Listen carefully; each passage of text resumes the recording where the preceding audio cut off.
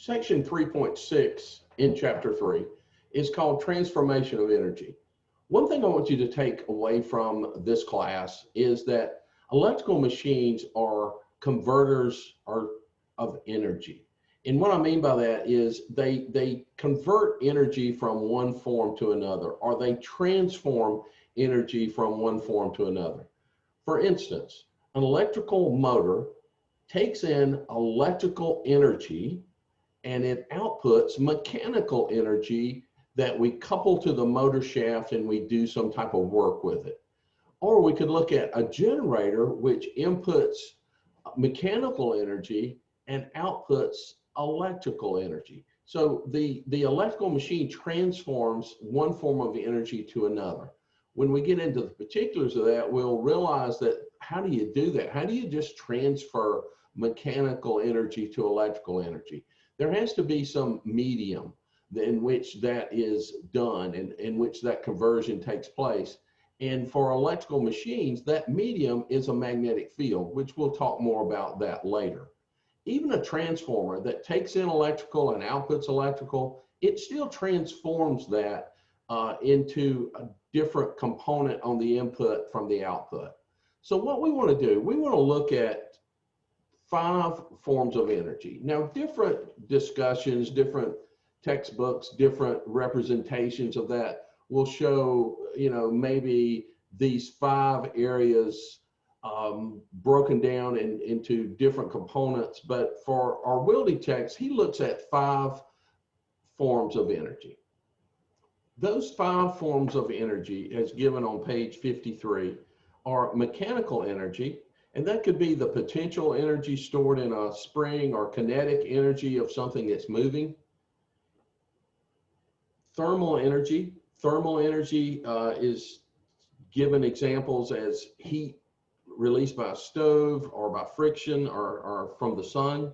Chemical energy, energy that's contained in a gallon of gasoline or in coal or in a electric storage battery. Then there's electrical energy that is produced by a generator or lightning in nature. And then there's atomic energy, which is energy that's released from the nucleus of an atom when it's modified. So all of those are forms of energy.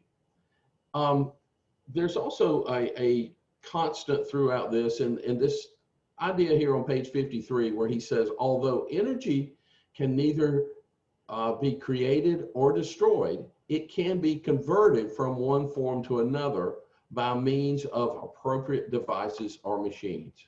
So he gives us some examples of that. Chemical energy in coal can be transformed into thermal energy by burning it in a furnace.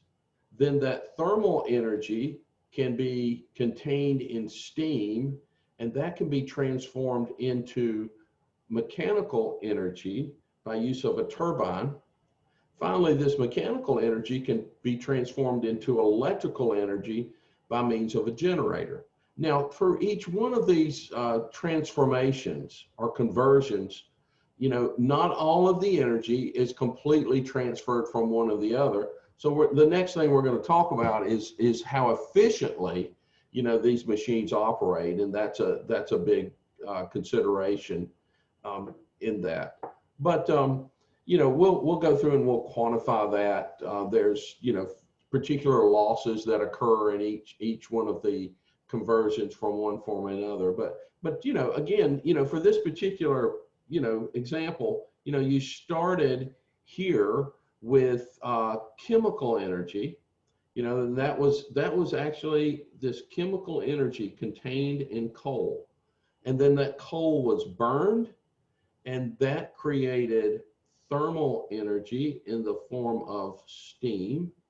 That steam was transformed to a turbine, which creates mechanical energy, and we'll go into that into great detail. And then that turbine was actually connected to a generator where we actually end up with electricity on the output.